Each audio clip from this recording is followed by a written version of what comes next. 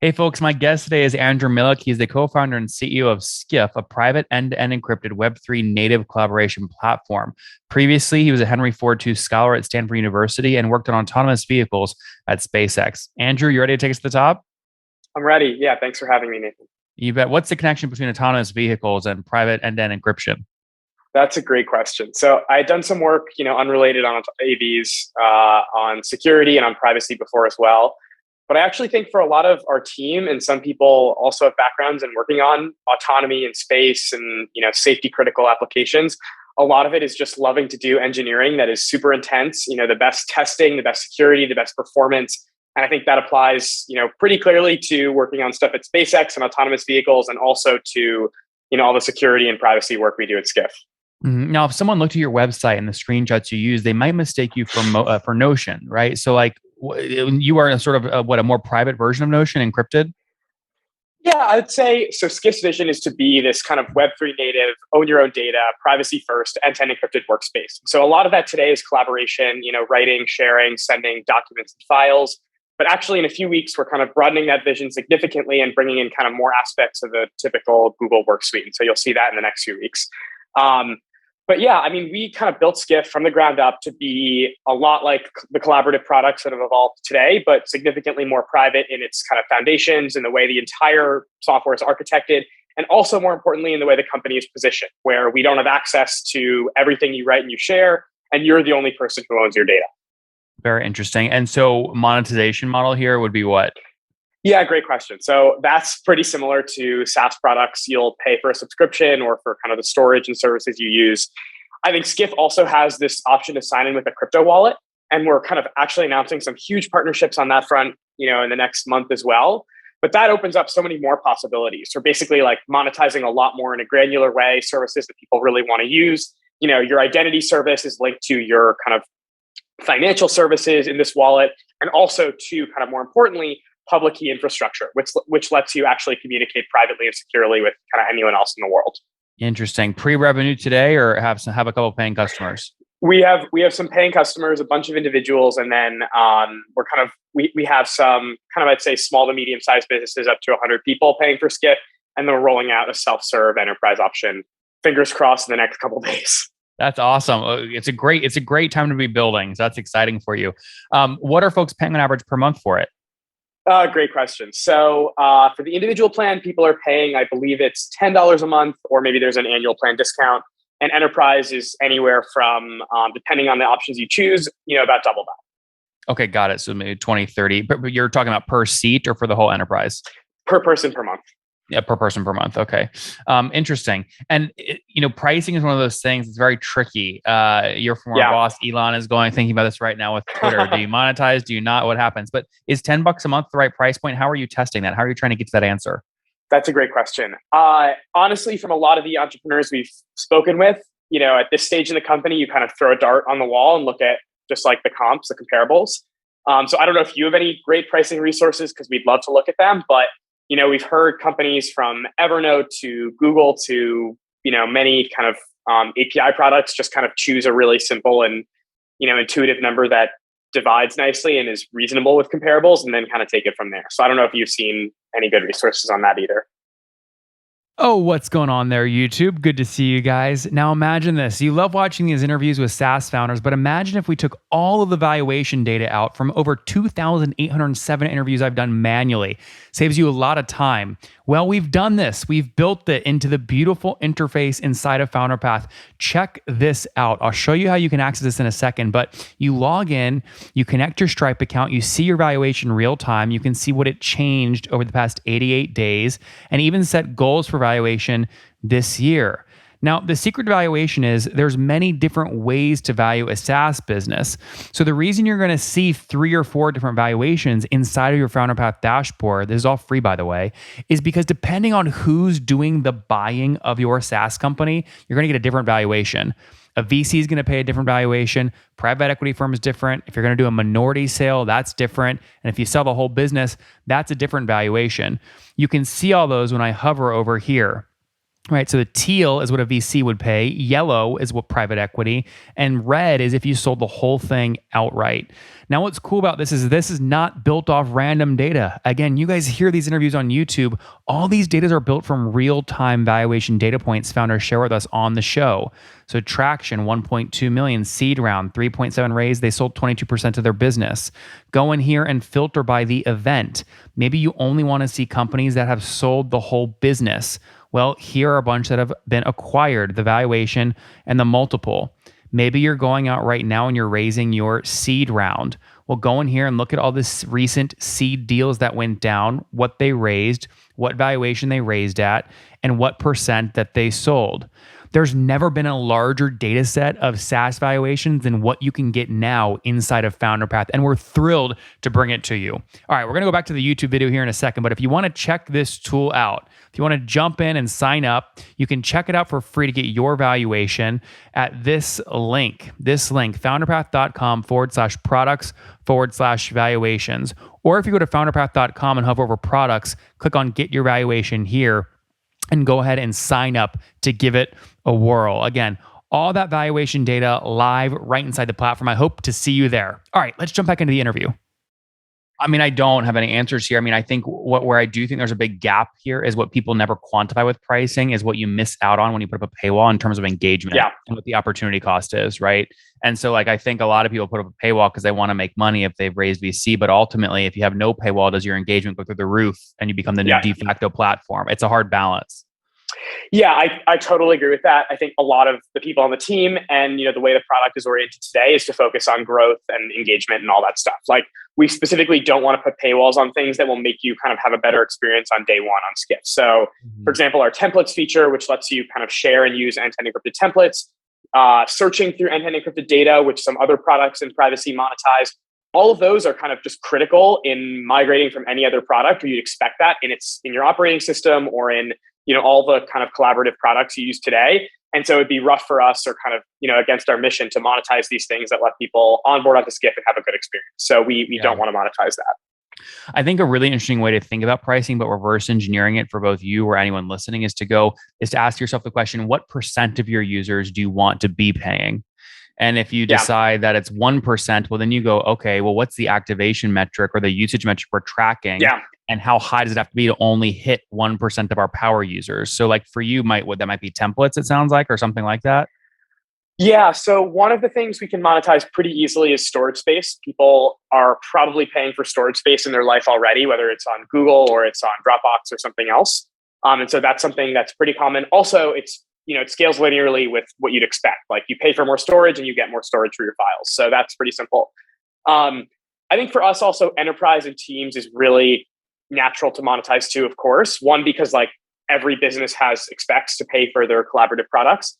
And two, just because they also might want, either in their compliance process or they might want kind of things tweaked for them or something like that. And so that's a big area we'll work on too.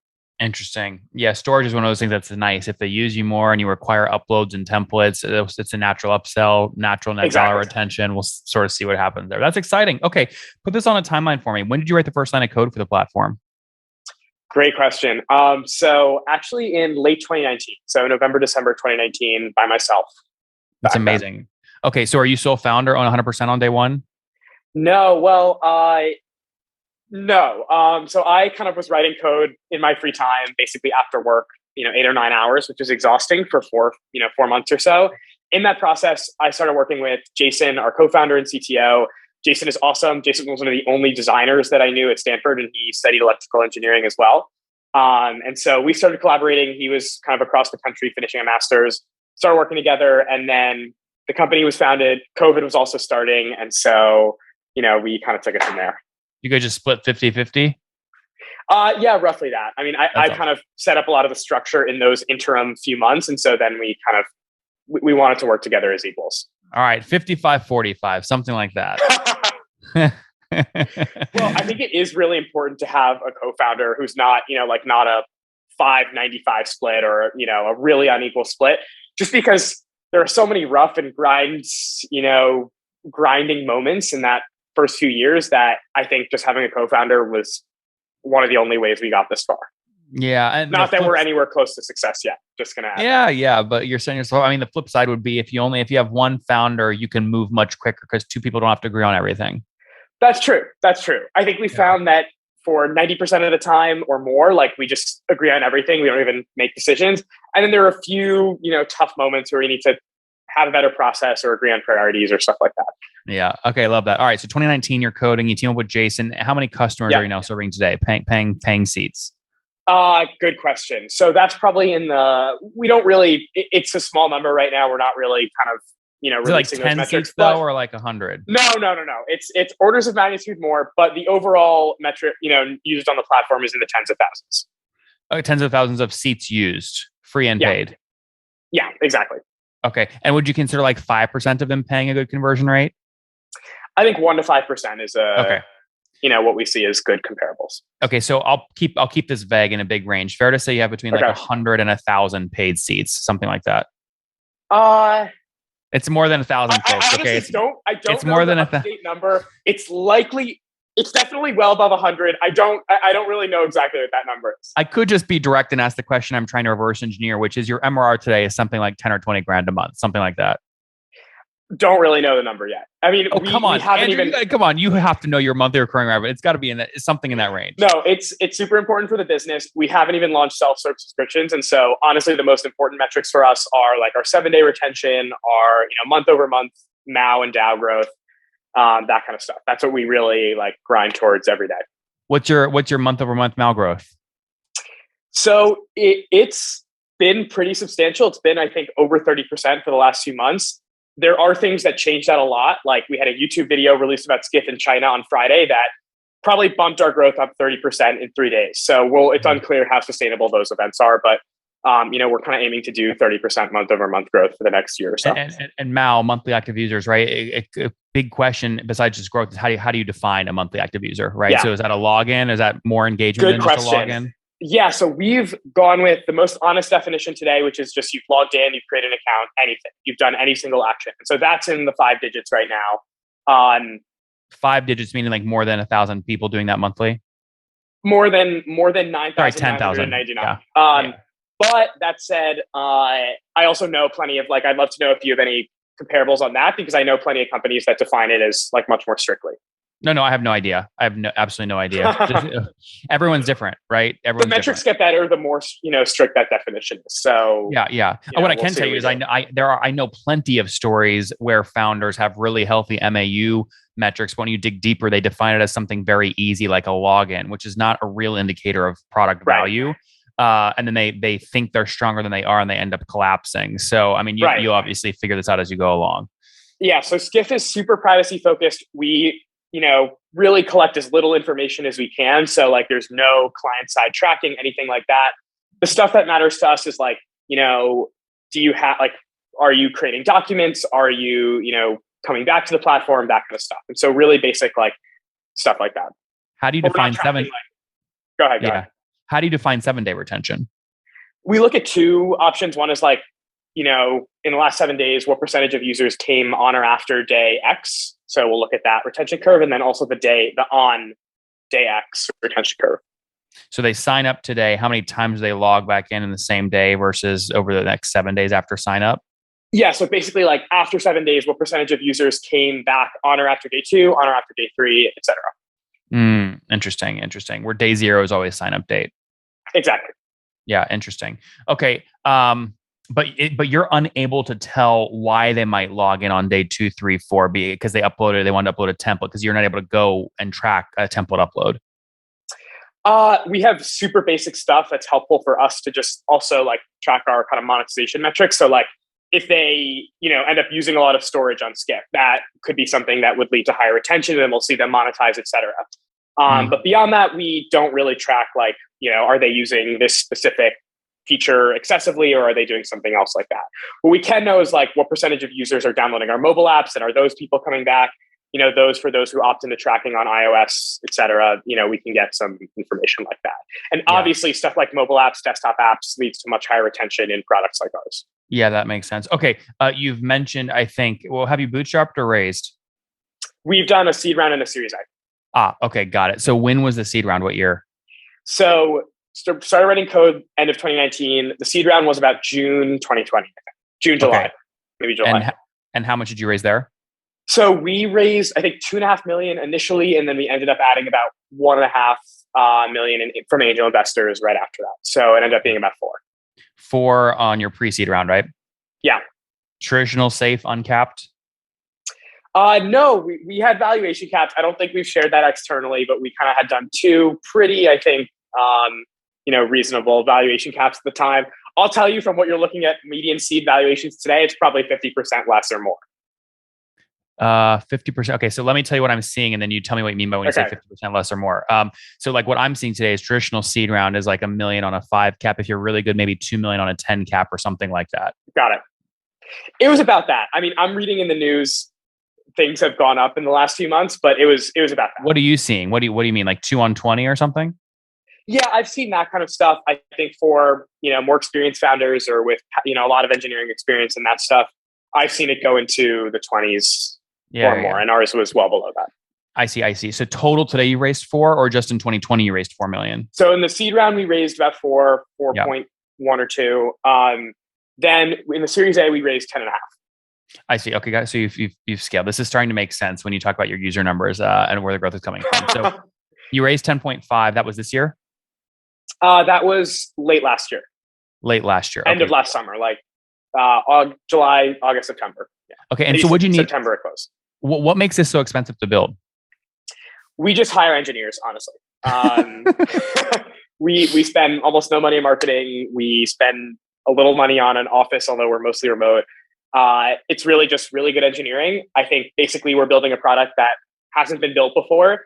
That said, we also want it to look and feel like the products you use and love today. And so it's just a lot of upfront cost on building something that's end-to-end encrypted, much more decentralized, and then making it really, really, really good.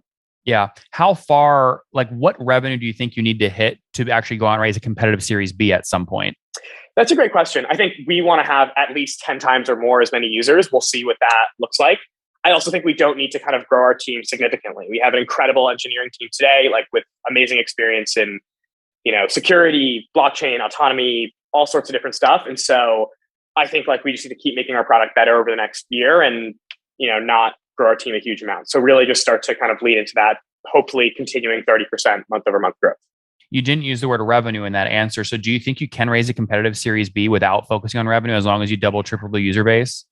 Yeah, it's a great question. So I think we want to do much more than double or triple. Also, by the way, of the kind of 14 million we've raised, like more than 2/3 is still unspent. So we're trying to be cautious on that. So just to be clear, like also, about 10 million in the bank still. Exactly. Yeah. So we also definitely want the revenue to kind of match that 30% month over month growth. But the kind of most important thing is like, we just cannot, we'll never generate significant revenue if we don't reach millions of users. And so the most important thing will be reaching millions of users. Why do you say that? I mean, you could see a playbook here where it becomes an enterprise focused tool, very encrypted, very secure, and it becomes like totally a base. You know what I mean? I mean, it can do 50, 100 million. Yeah, that's a great point. That's a great point. I think we also want to leave that option open. And so I don't think we need to kind of double our burn in the next 6 months too. Fair. Okay. And what I'm seeing today in Series A is your great founders are selling between maybe 10 and 15% of the business. Were you sort of in that same range? Yeah, exactly. Okay. So you broke $100 million valuation then on the last raise. We're not revealing that much, but it was between 10 That's a yes. I'll give you that. That's a yes. I couldn't say it really might not be, but it was between 10 and 15% dilution. Fair enough. Yeah. Well, I mean, people can do them. You give us all the numbers. We need to do the math, right? 10 and 15%. Yeah, you'll come up with a comparable range. Yeah, you could argue 90 pre 99.99999 post, something like that. Who knows? But anyways, congrats on getting that done. Talk to me more about the team. How many folks are on the team today full time? Yeah, so we're about 15 to 20, all over the world. Bunch in the Bay Area, some in New York, some in France, some in Israel, some in Hungary and Egypt, and the rest of the world. That's one amazing. in Taiwan. 15 full time. That's great. So how, I guess this is you wouldn't be able to raise what you're raising unless your MAU, your DAU, your 7-day, all that was very, very healthy, right? So this is very much like a product-led growth function here, right? How are users finding you? I understand when one user finds you, how you expand in the team. But how does that first user find you? So honestly, we product-led growth, I think, is very difficult and also very time consuming, as in like you will not see thousands of users immediately signing up. Like the whole point of like compounding growth is, it'll look flat and then you look back and it looks flat and you look forward and it looks, vertical, and the whole, like compounding exponential growth. So honestly, we just grinded a lot of privacy communities that we could. And like many of us are just members of those communities, either like, security conferences or Slack communities on privacy Can or you name, r/privacy. Can you name a couple of those, like the conference name, the Slack group name? Yeah, absolutely. So like security conferences, like DEF CON, Loco MocoSec is one we're working with right now. All the Ethereum conferences, DevConnect, NFT New York, NFT Miami, all of those, a lot of crypto people are also very kind of interested in privacy. Like we've been on all the Twitter profiles that are like pseudonymous NFT people. Many of those people also really believe in privacy and owning their own data. So those conferences like r/privacy, r/privacy tools, lots of subreddits on this, lots of Telegram and Discord channels on privacy and privacy tools. Just really getting into the communities like that. And many of them gave us really critical feedback as well, like rewrite your privacy policy, look at this product security model, et cetera. And so I think in this product-led growth, it was like a lot of tuning in the first 8 months to kind of get ideological clarity from these people. And now it's kind of picked up a lot in more sustainable growth. Mm-hmm. So Department of Justice calls you 10 years from now, you're $1 billion company. They say one of your pseudonymous Twitter users, we've decided they're hiding money in Puerto Rico and we need access to their private Skiff thing. Do you open up a back door for the Department of Justice or no? That's a great question. I think definitely not. And there's no legal precedent that we would do that. Yeah. I just put it to you, right? That's the question. Well, that said, we also, in a more decentralized platform, it'd be like, there's no way you could get some person to just release their wallet private key or something. In worst case, they may get rid of it. So yes. I think that's also, the awesome crossover between privacy and crypto here. Like at a bare minimum, every crypto wallet is a private key. And so you could do all sorts of things with that private key, like communicating and sending messages and sending documents and collaborating. Yep. Very cool. Okay. Before we wrap up, do you think you can break $3 million in terms of run rate this year? I have no idea. I look, I just pray. I never speculate about the future. I'll only, look at the past. All right. Let's wrap up here with the famous five. Number one, favorite book. Or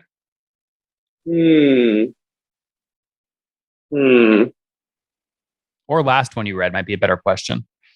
Yeah. I read, I honestly read really nonfiction focused books. And so I've been reading a book about why Germany chose to declare war on the United States in World War II. That was just reviewed in the New York Times. Do you know the name of the book? Yeah, it's called Hitler's American Gamble. Hitler's American. Interesting. Okay. Number two, is there a CEO you're following or studying? Good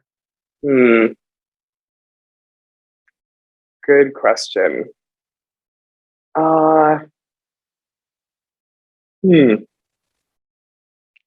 mean, I don't want to jump on the SpaceX, Tesla, Twitter, fan train or anti-fan train. But I look at that. I think also just we have some great angel investor CEOs like Alexander, the CEO of Scale, and I think he's been a great role model too. Also, David, the CEO of Retool. How'd you get the former president of Stanford University, John Hennessy, on your rise? How much equity do you have to give him? Good question. Honestly, we just asked him if he'd be interested, and he's extremely technical and understood Skiff quite well, and so we would take any check from him. Also, both Jason and I grinded as much as we can. Both tried to give as much and get so much from being at Stanford. Could not be more grateful for that. That's awesome. Okay, so he maybe small angel check in that $4 million you raised back in 2019. Okay, exactly. Number three, besides your own, what's your favorite online tool for building Skiff?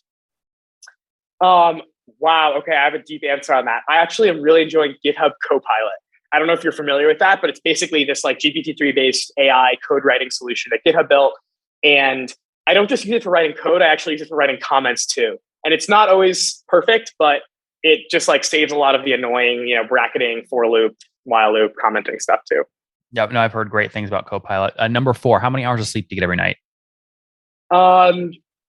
Probably 6 to 7. Okay, fair. And what's your situation? Married, single, kids? Single. All right, no kids. And how old are you? 25. 25. Last question. Something you wish you knew 5 years ago when you were 20? I think wish I had much more clarity that probably an amazing use of my time was just to continue becoming a better engineer. Guys, there you have it. Skiff.org. He was noodling on it back in 2019, raised $4 million in terms of pre-seed rounds, sold 10 to 15% of the business. 10 to 20% of the business, then raised another 10 million in 2021 as his monthly active users started taking off again for effect. I would call it, he wouldn't call it this, but I would call it a very heavy privacy focused version of Notion, which there's a massive market for. Sold on that Series A between sort of 10 and 15% of the business. Now, 15 engineers, all remote, as they continue to scale, again, focusing on those core MAU, DAU metrics, signing people up from security conferences, Reddit profiles, Telegram, and Discord channels. We'll see where it goes next. But Andrew, in the meantime, thanks for taking us to the top. My pleasure. Thank you so much.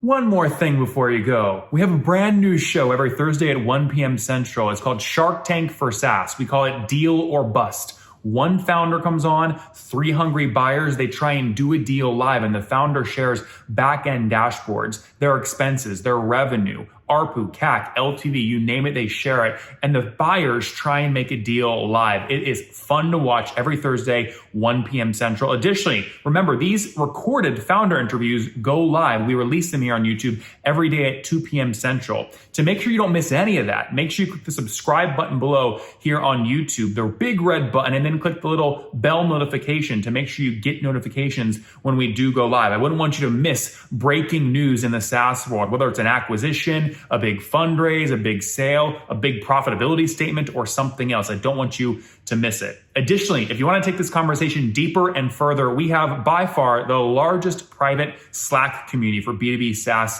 founders. You want to get in there. We've probably talked about your tool if you're running a company or your firm if you're investing. You can go in there and quickly search and see what people are saying. Sign up for that at nathanlatka.com/Slack. In the meantime, I'm hanging out with you here on YouTube. I'll be in the comments for the next 30 minutes. Feel free to let me know what you thought about this episode. And if you enjoyed it, click the thumbs up. We get a lot of haters that are mad at how aggressive I am on these shows, but I do it so that we can all learn. We have to counter those people. We got to push them away. Click the thumbs up below to counter them and know that I appreciate your guys' support. All right, I'll be in the comments. See ya.